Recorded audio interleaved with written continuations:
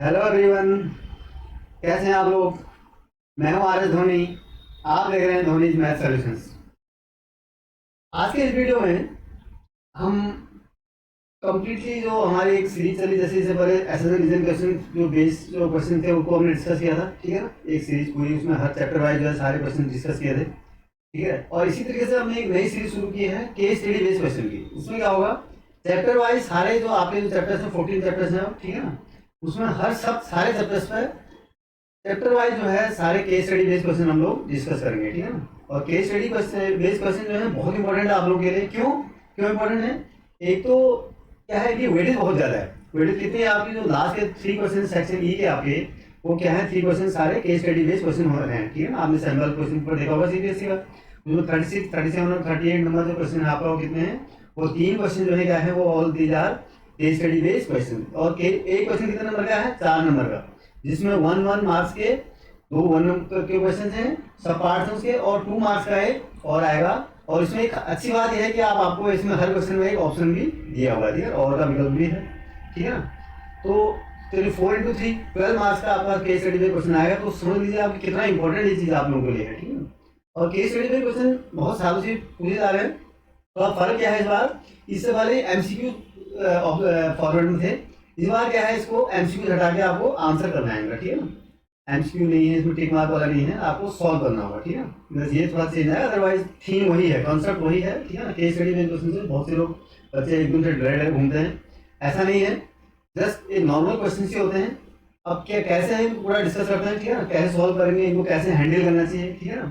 और ताकि आपके 12 मार्क्स बाद जो 12 मार्क्स हैं वो क्या हों, कंप्लीट हो, पक्के हों, बिल्कुल उसमें आप कहीं गलती नहीं करें, ठीक है ना। तो सारे ये चीज़ें हम डिस्कस करेंगे इसमें, ठीक है। तो पूरे वीडियो को आप आराम से देखो, ठीक है। और सारे चैप्टर्स पे देखना आपको, ठीक है ना। तो चैप्टर 1 चैप्टर 2 ऐसे सारे करके एक एक चैप्टर करके आपको ये सारी वीडियो मिलती रहेगी, ठीक है। तो शुरू करने से पहले आप लोगों से एक रिक्वेस्ट है कि अगर आप लोगों को ये वीडियो पसंद आती हैं, अच्छी लगती हैं, और आप लोग इसको देखते हैं और फ़ायदा आप लोगों को होता है, तो आप वीडियोज़ को शेयर ज़रूर करें, ठीक है ना, और लाइक करें। और अगर आप चैनल में नए हैं, ठीक है, अगर आपने अभी तक सब्सक्राइब नहीं किया है चैनल को, तो आप प्लीज़ इसको सब्सक्राइब जरूर करें। और अपने फ्रेंड्स के साथ भी शेयर करें, ठीक है ना। अपने फ्रेंड्स को बताएं ताकि उनका भी फायदा हो सके, कोई भी फायदा उठाए, ठीक है ना। फ्री ऑफ कॉस्ट है, कोई दिक्कत नहीं है इसमें, ठीक है। चलिए तो शुरू करते हैं वीडियो। तो सबसे पहले तो आपको ये समझना होगा, देखो केस स्टडी बेस्ड क्वेश्चन की केस स्टडी है क्या।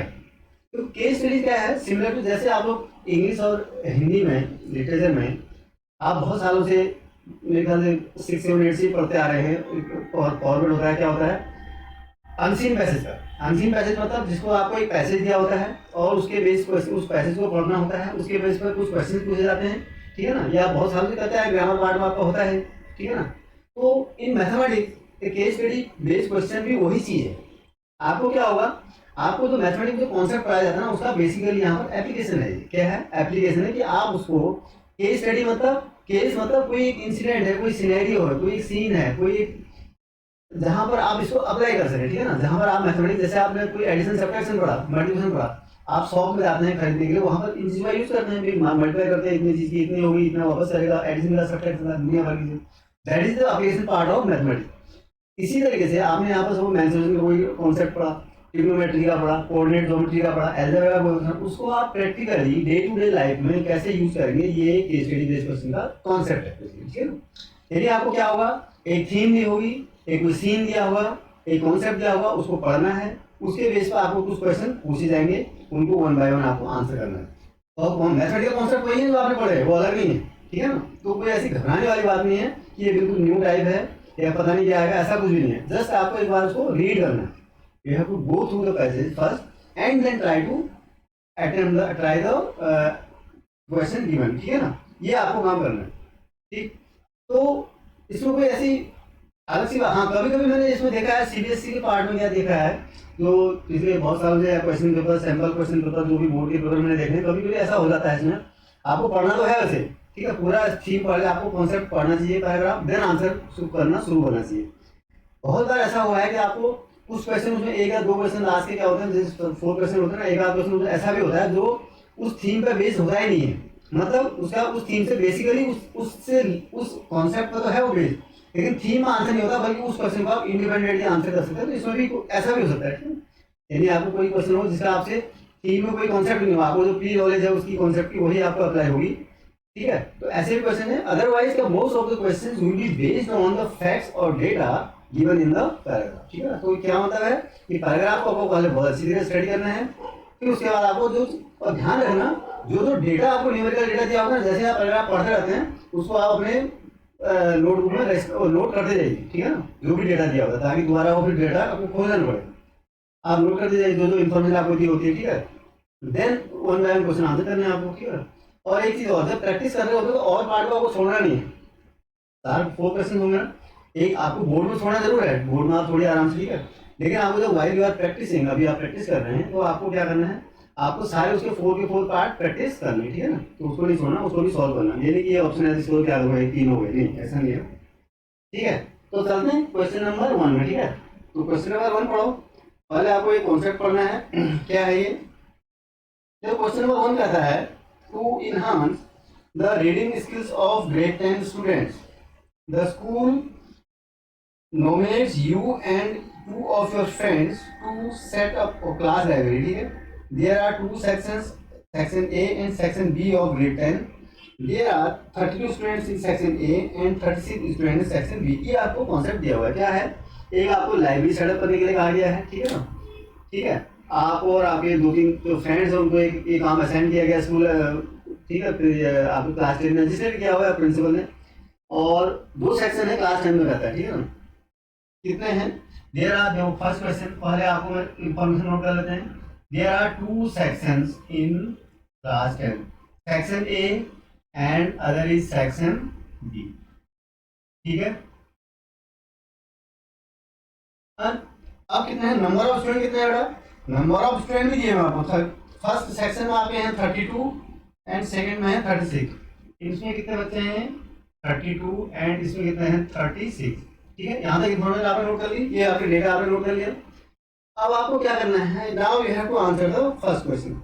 What is the minimum number of book you will acquire for the class library so that they can be distributed equally among students of section A and और section B, ठीक है ना। What is the minimum number of books? तो आपको देखो यहाँ पर आप एक, अब यहाँ पर क्या है, what is the minimum number of books, आपको कम से कम कितनी बुक्स चाहिए कि आपको सेक्शन ए और सेक्शन बी को इक्वली आप डिस्ट्रीब्यूट कर सकें, ये आपको बताना है, ठीक है ना।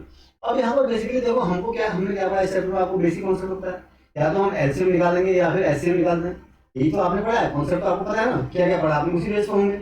इतना तो आपको समझ आ गया होगा कि either you have to find the HCF और एलसीएम ऑफ दीस नंबर्स, यही डेटा दिए, इसी पर सारा खेलना है हमको, ठीक है ना। अब यहाँ पर बहुत से बढ़ते गति क्या करते हैं, कंफ्यूजन होता है कि यहाँ पर एचसीएफ निकालें एलसीएम निकालें, ठीक है ना। तो यहाँ पर क्या होगा, what is the minimum number of books, क्या पूछ रहा है, what is the minimum number, यानी लोएस्ट नंबर। तो लोएस्ट की जहाँ बात आती है तो आप क्या निकालेंगे? एलसीएम निकालेंगे, क्योंकि लोएस्ट होता है LCM, common multiple, lowest common multiple. अगर हाईएस्ट पूछता, the greatest number of the books पूछता, तब क्या निकालते हैं आप? तब आप एचसीएम निकालते हैं, उसके में क्या निकालते हैं? एचसीएम निकालते हैं। तो इसका मतलब क्या हो गया, here in the first part of this question you have to find the LCM of these numbers, ठीक है। मिनिमम नंबर ऑफ, कितने बच्चे हैं तो कितने number of books, minimum number of books होनी चाहिए कि इतने बच्चों को इसमें से या तो इसको और इनको दोनों को हम इक्वली डिस्ट्रीब्यूट कर सके, ठीक है ना। तो हम क्या करेंगे, for answering this question we will find the LCM of these number, that is LCM of, अच्छा मैं ऐसे लिखूँ, required number of books is equal to, क्या लिखूंगा मैं, जो मुझे निकालना है, required number of books is equal to what is, it is your LCM of 32 36, right. इसका एलसीएम निकाला है। अब एलसीएम निकाला तो आपको देखो क्यों निकाला एलसीएम, मैंने एचसीएफ क्यों नहीं निकाला, क्योंकि आपको मिनिमम नंबर ऑफ बुक्स चाहिए, ठीक है ना। तो मिनिमम कहाँ बात, इसी तरह से आपको आइडेंटिफाई करना है। मिनिमम अगर ग्रेटेस्ट पूछता है तो आपको एचसीएफ निकालना है, ठीक है ना। तो मोस्ट ऑफ द प्रॉब्लम आपकी 99% यहीं पर इसको आप आइडेंटिफाई कर सकते हो, सॉल्व हो जाएगी आपकी। अधिकतर बच्चे इसमें कंफ्यूजन आता है कि एचसीएफ निकाले एचसीएफ निकाल। तो हम क्या करेंगे यहाँ पर, हम ये 32 और 36 का एलसीएम निकालेंगे, ठीक है। क्या करेंगे, 32 और 36 का एलसीएम निकालेंगे। एलसीएम निकालने के आप जानते हैं सबसे पहले हम क्या करते हैं, प्राइम फैक्टराइजेशन, ठीक है ना। तो प्राइम फैक्टराइजेशन करते हैं किसका, 32 का और 36 का, उसके बाद देखते हैं ठीक है ना। 32 का प्राइम फैक्टर करेंगे तो कैसे लिखेंगे, 32 इक्वल टू क्या लिख सकते हैं, 2 into 2 into 2 into 2 into 2 equal to 2 raise power 5, ठीक है ना। 32 का ऐसे लिख सकते हैं, ठीक है ना। और इसी तरीके से आप अगर 36 को लिखेंगे तो 36 को कैसे लिखते हैं आप, 2 इंटू 2 इंटू 3 इंटू 3, ये तो होगा। This is equal to what, 2 raise power 2 into 3 raise power 3। अगर प्राइम फैक्टर एलसीएम कैसे निकालते हैं नंबर का, एलसीएम निकालने के लिए आप क्या करते हैं, you take each and every factor, ठीक है, prime factor according the prime factorization, जो भी आपके आ रहे हैं सारे प्राइम फैक्टर को आप ले रहे हैं और उसकी आपको हर प्राइम फैक्टर की मैक्सिमम पावर लेनी है। आपको किसी भी नंबर में आ रही हो, किसी भी नंबर के प्राइम फैक्टराइजेशन में आ रही हो, हर एक प्राइम फैक्टर की आपको क्या लेनी है, उसकी मैक्सिमम पावर लेनी है। तो 2 की पावर कितनी है, 5, यहाँ पर 2 की पावर 2, तो 2 की पावर 5 लेंगे आप, ठीक है ना। इज इक्वल टू 3 यहाँ पर नहीं है लेकिन यहाँ पर है, 3 की पावर 3 है, तो इट इज 3 की पावर 2 नॉट 3, राइट। तो इट इज 3 की पावर 2, राइट। तो कितना हो गया, 2 रेज़ पावर 5 2 रेज़ पावर 5 6 32 हुआ, ठीक है ना। इट इज 32 इंटू 9, कितना हो गया, मल्टीप्लाई करोगे 9 to 18, this is your answer. तो 288 is the required number of answer, जो आपको रिक्वायर्ड नंबर ऑफ बुक्स, ठीक है ना, जो निकालना है, ठीक है ना। तो फर्स्ट का आंसर कितना है, 288। इस तरीके से आपको सॉल्व करें, ठीक है। चलिए क्वेश्चन नंबर 2 में चलते हैं, इसके सॉरी पार्ट नंबर 2 में। सेकंड पार्ट क्या कहता है, सेकंड पार्ट में देखो आप, सेकंड पार्ट है, it says if the product of the two positive integers equal to the product of their HCF and LCM, then find the HCF of 32 and 36। अच्छा ये तो आप जानते हैं ना, this you know this relationship very well, that for two integers for two numbers HCF into LCM is equal to their product, होता है ना। तो आपको क्या करना है, ये कहता है अगर ऐसा है तो you have to find the HCF of 32 and 36। तो क्या निकालूं मैं, यानी प्रोडक्ट ऑफ क्या 32 and 36 is equal to how much, is equal to LCM 32 36 into HCF 32 36, मतलब जो है इनका प्रोडक्ट जो है किसके बराबर होता है, ठीक है। ये तो रिलेशनशिप पता है। अब आपको एचसीएफ निकालना है, this implies HCF 32 36 is equal to how much, product of this 32 into 36 divided by LCM of कितना निकाला आपने, एलसीएम 288 निकाला ना, 288 भी 32 इंटू 9 था ना, 32 इंटू 9, ये भी मैंने इस चीज को ऐसे लिख दिया, ठीक, ताकि मेरी कैंसिलेशन में आसानी हो। 32 से 32 कैंसिल हो गया, 9 4 जा 36, इट इज योर 4। तो HCF of 32 and 36 is 4, answer यहां से आप ये भी निकाल सकते हैं। Come to third part, third part में क्या रहता है, देखो थर्ड पार्ट क्या है, ये थर्ड पार्ट से is 7 into 11 into 13 into 15 plus 15 prime, इसमें माइनस द प्रोडक्ट का साइन मिस हो गया बाय ब्रैकेट, ठीक है ना। तो ये क्या है, 7 इंटू 11 इंटू 13 इंटू 15 प्लस 15, ये क्या है, ये प्राइम है, is this number a prime, ये पूछ रहा है, ठीक है ना। और ये मैंने बताया था शुरू में आपको कि बहुत सारे मैंने ऐसे क्वेश्चन देखे हैं सीबीएसई के बोर्ड में भी या सीबीएसई एग्जामिनेशन में या पेपर में भी, क्वेश्चन पेपर में भी या सैंपल पेपर में भी, जिसका जो हमारी तो पैराग्राफ था, थीम था, उसका उससे कोई ताल्लुक नहीं है, कोई रिलेशन नहीं होता। ये क्वेश्चन उसी टाइप का है, ये क्वेश्चन आपको अपने नॉलेज पे, तो मैथमेटिक्स में आपने जो इस चैप्टर में जो नॉलेज गेन किया उसके बेस पर आंसर करना है, ठीक है ना। इसका थीम से बेसिकली कोई रिलेशन नहीं है, ठीक है ना। अब आप जानते हैं क्या है कंपोजिट नंबर होता है, क्यों होता है, आप इसमें 15 क्या ले लो, कॉमन ले लो, क्या बच गया 7 इंटू 11 इंटू 13 प्लस 1। अब ये क्या हो जाएगा 7 इंटू 15 इंटू समथिंग, कोई नंबर सपोज ए है, कुछ तो होगा ये, ठीक है, जो भी नंबर होगा कुछ तो एक होल नंबर आएगा नहीं, तो इसका प्रोडक्ट जो भी होगा ए है सपोज, यानी इसके क्या है, इस नंबर के फैक्टर्स क्या है, दिस नंबर है मोर देन 2 फैक्टर्स, एक तो यही नंबर होगा, इसके 15 के भी 5 और 3 है, तो इसका मतलब क्या है, तो this implies it is a composite number, क्या ये कंपोजिट नंबर है, न कि प्राइम नंबर, ठीक है ना। तो आंसर हो गया। तो आंसर मतलब आपको लिखा है no, it is a composite number, ठीक है ना। अब इसका और पार्ट देखते हैं। और पार्ट में क्या है कि P and Q are positive integer such that, ठीक है ना। और पार्ट क्या बोलता है कि P and Q are positive integer such that P is equal to A and Q is equal to B, ऐसा दिया होगा ना।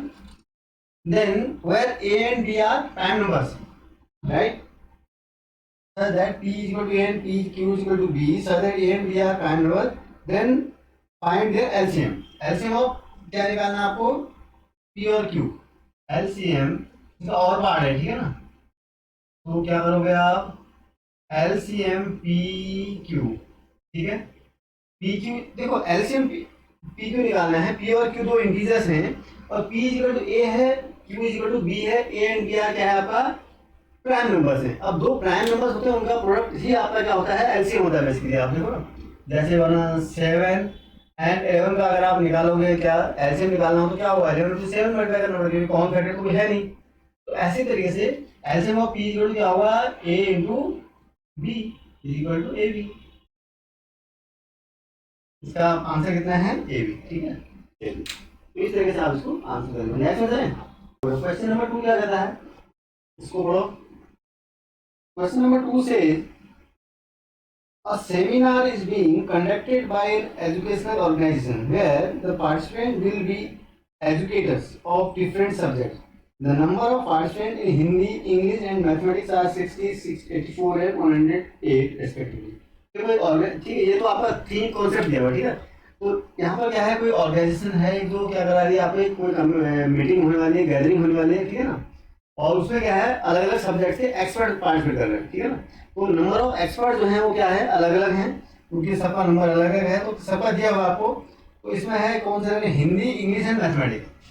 कौन कौन से एक्सपर्ट है, हिंदी, इंग्लिश एंड मैथमेटिक्स के थ्री सब्जेक्ट्स के एक्सपर्ट पार्टिसिपेट कर रहे हैं। And their numbers is 60, 84। इसमें कितने, हिंदी में 60 है, इंग्लिश में 84 है, मैथमेटिक्स में 108 है नंबर ऑफ एक्सपर्ट, ठीक है ना। ये तो हो गया आपका कॉन्सेप्ट, आपने पढ़ लिया, आप समझ आ गया और डेटा आपने नोट कर लिया। नाउ कम टू इसका पार्ट नंबर 1 की पूछता है क्या आपसे, you have to find if in each room the same number of participants are to be seated and all of them being in the same subject, find the maximum number of participants that can be accommodated in each room, ठीक है ना। तो हर एक room में क्या करना है आपको, मैक्सिमम नंबर ऑफ कैंडिडेट्स को बैठाना है और सबको क्या करना है आपको, इंडिपेंडेंटली हर एक सब्जेक्ट के मैक्सिमम कैंडिडेट को आधा के ऊपर आ जाए, ठीक है, एक साथ बैठाना है। तो मैक्सिमम हम एक रूम में कितने कैंडिडेट बैठा सकते हैं, आपको ये आपको पता लगाना है। तो इससे पहले भी मैंने आपको बताया था कि आपको एचसीएफ या एलसीएम निकालने में से कौन सा आपको कैसे डिसाइड करेंगे। आप यहाँ पर क्या पूछा है, find the maximum number of candidates. क्या पूछा है, find the maximum number of. तो इसका क्या निकालना है आपको, आपको जीसीडी निकालना है, ग्रेटेस्ट नंबर निकालना है। इसका मतलब आपको एचसीएम निकालना है। क्या निकालना है, एचसीएम निकालना है। तो फर्स्ट पार्ट में आप देखो क्या होगा, रिक्वायर्ड नंबर ऑफ कैंडिडेट, ठीक है, कितना हो जाएगा,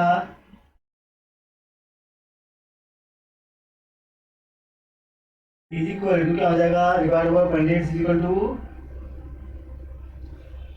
एचसीएफ ऑफ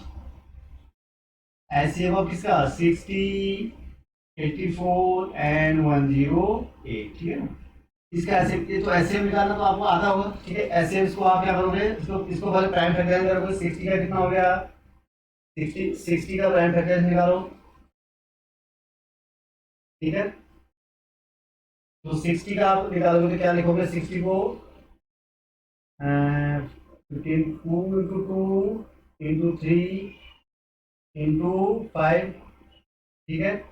उसके बाद है 84, 2 इंटू 2 टू 3 इंटू 7, ठीक है। 108, 108 जीरो क्या हो जाएगा, 2 इंटू 2, ठीक है, और इंटू 3 इंटू 3, 3 इंटू 3 होगा। ठीक है, ये हो जाएगा आपको, ये फैक्टर टाइम। अब नाउ एचसीएफ निकालने क्या करते हैं आप, एचसीएफ निकालने में आप देखते हैं क्या लेते हैं, common factor, common prime factor देखेंगे सब में है, और उसकी मिनिमम पावर लेंगे, क्या लेंगे, मिनिमम पावर। तो कॉमन फैक्टर देखते हैं कौन सी है, देखो 2 यहाँ पर भी है, 2 यहाँ पर भी है, 2 की पावर मैक्सिमम कितना है, 2 सब में 2 है, तो मान लो इसका क्या हो गया, फर्स्ट फैक्टर 2 3 यहाँ पर भी है, यहाँ पर भी, यहाँ पर भी है, 3 की मिनिमम पावर कितनी है, तो मिनिमम पावर है कितनी है, 1 है, तो 1 लेंगे आप, 3 की पावर 1 मतलब 3 लेंगे। अब क्या है आगे, 5 यहाँ पर है, यहाँ नहीं है, 7 यहाँ पर है, इसका मतलब क्या हो गया, यही इसका एचसीएफ हो गया, यानी कितना हो गया ये 12। तो मिनिमम नंबर ऑफ जो, sorry maximum number of candidates, यानी इसका जो एचसीएफ था वो कितना आया, 12। This is your answer, right. Now come to second part. Second part में क्या पूछता है आपसे, सेकंड पार्ट में कहता है what is the minimum number of rooms required during the event, what is the minimum number of, what is the minimum number of rooms required during the event, ठीक है ना। अब देखो मिनिमम नंबर ऑफ रूम चाहिए आपको, कैसे निकालेंगे आप, ये आया आपका एक रूम, आपने कितने कैंडिडेट आपने सीट करना है, 12, ठीक है ना। तो number of room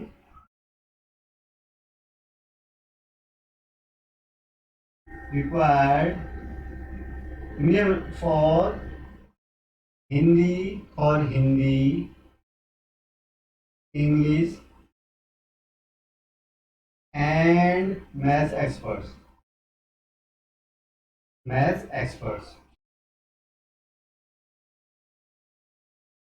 equal to कितना हो जाएगा, आर कितना, हिंदी वालों के देखो एक रूम में कितने 12 होने चाहिए, तो हिंदी वालों के लिए 12/60/12, ये तो होगा। मैक्सिमम बढ़ा रहे हो ना, तो मैक्सिमम का कैंडिडेट बैठाएंगे तो रूम मिनिमम हो जाएगा, क्या हो जाएगा, मैक्सिमम अगर आप कैंडिडेट एक रूम में बैठाएंगे तो room number of room minimum तभी हो पाएंगे। तो 84/12 एंड 108/12 रेस्पेक्टिवली से उड़ा दूं, ठीक है, रेस्पेक्टिवली।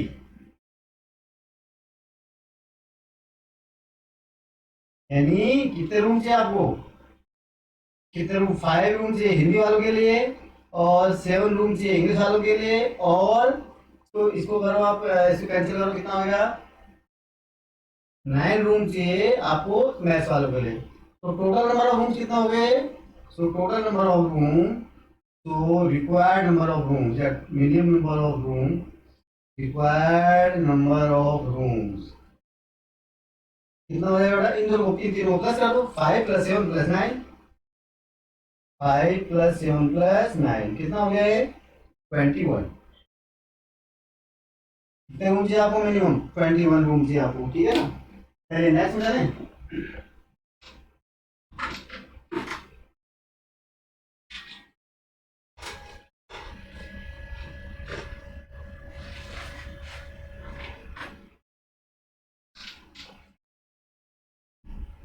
नेक्स्ट क्या है, नेक्स्ट में कहता है find the LCM of 60, 84 and 10, ऐसा एलसीएम निकालना है, ठीक है ना। तो नेक्स्ट में क्या है आपको, find the LCM of, LCM तो आपने, अच्छा आपने जो अभी क्या करा, एचसीएफ निकाल दिया, ठीक है, लेकिन यहाँ पर क्या है, आपको वो रूल नहीं लगा सकते आप, कौन सा, तो अभी आप तो फर्स्ट में लगाया था, product of two numbers equal to HCF into LCM. Third, ये याद रखना कि this rule is not valid for more than 2 numbers, ठीक है ना, हो भी सकता है कहीं किसी में, लेकिन otherwise in general it is not valid, right, it is valid only for 2 numbers. तो एलसीएम निकालना है आपको, तो एलसीएम निकालना है किसका, एलसीएम ऑफ 60, 84 एंड 108, ये निकालना है आपको, ठीक है ना। तो कैसे निकालेंगे, आपने अभी क्या किया था, इसका वो मिला दिया मैंने, ठीक है, क्या निकाला था आपने, प्राइम फैक्टराइजेशन किया था ना, कितना निकाला था, तो 2 × 2 × 3 × 5, ठीक है, और फिर क्या लिखा था यहाँ पर, 84, 2 × 2 × 3 7, ठीक है, 108 क्या लिखा था आपने, 2 × 2 × 3, ठीक है, 3 × 2 × क्या लिखा था, और 3 × 3 था, 3 × 3, ठीक है, ये तो था, यही था ना। अब आपको एलसीएम निकालना है। एलसीएम में क्या करते हैं आप? एलसीएम में आप क्या लेते हैं? You have to take each and every distinct prime factor according the prime factorization, और उसकी मैक्सिमम पावर लेते हैं। तो यहाँ पर देखो 2 की पावर 2, ठीक है, 3 आ रहा है। 3 कितने, मैक्सिमम पावर कितनी है 3 की? 3, तो 3 की पावर 3 ध्यान देना है पर, ठीक है ना। एलसीएम निकालते समय 3 की पावर कितनी है यहाँ पर? 3 है ना, ये लेंगे। उसके बाद 5 1 टाइम्स आ रहा है, 5 लेंगे। 7 भी कहीं ना कहीं आ रहा है, तो 7। इतने डिस्टिंक्ट फैक्टर आपके पास हैं, तो इसको आपको मल्टीप्लाई करना है। कितना हो गया ये हो गया आपका 108 इंटू 5, कितना हो गया? ठीक है, इंटू 7 कितना हो गया ये?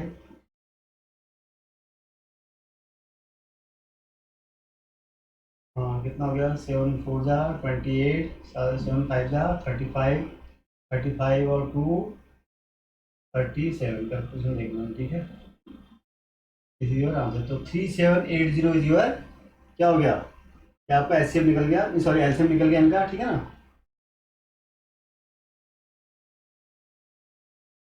ठीक, चलिए नेक्स्ट क्वेश्चन पे चलते हैं, थर्ड पार्ट में, ठीक है। थर्ड में क्या कहता है?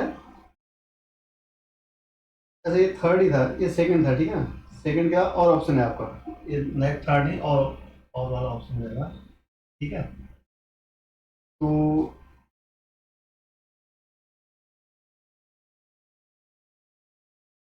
व्हाट इज द मिनिमम, अच्छा ये first in each room, what is the minimum number of rooms required during the event, ठीक है ना। ये तो आपने निकाल दिया था।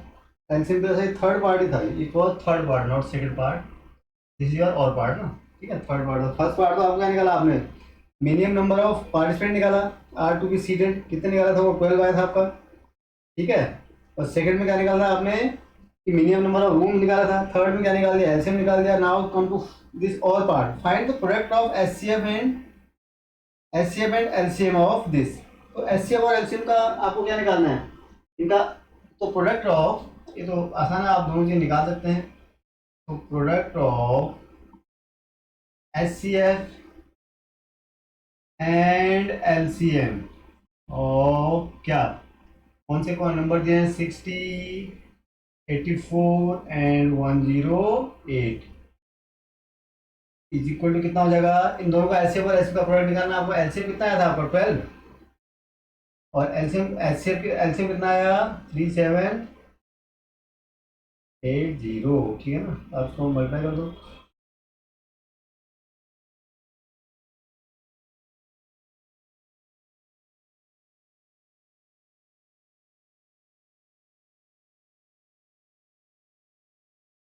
दिस इज योर आंसर, ठीक है ना। 4345360 इज योर फाइनल आंसर, ठीक है। इस तरीके से आप इसको सॉल्व करेंगे, ठीक है ना। तो ये आपके सारे पार्ट हो गए, ठीक है। तो इस तरह आपको क्वेश्चन को देखना है और समझना है और डरना नहीं है उनसे, ठीक है ना। आपको सॉल्व करना है और आपको ताकि प्रैक्टिस जरूर करनी है। प्रैक्टिस आप जितनी ज़्यादा करेंगे उतने आपके मार्क्स इसमें पक्के हो जाएंगे, ठीक है ना। 12 मार्क कम नहीं होते हैं, इसलिए आपको बिल्कुल अच्छी तरीके से इसकी प्रैक्टिस करनी है, ठीक है। चलिए, तो आगे अब मैं फिर एक बार आपसे रिक्वेस्ट करूँगा, अगर आपको वीडियो अच्छी लगी तो आप क्या करेंगे? शेयर जरूर करें और वीडियो को लाइक जरूर करें और अपने फ्रेंड्स को भी बताएं, ठीक है ना, ताकि वो भी फायदा उठा सकें, ठीक है। और अगर आपके कोई भी, आप या आपके फ्रेंड्स कोई भी अगर चैनल में नए हैं तो चैनल को सब्सक्राइब जरूर करें, ठीक है। Thank you.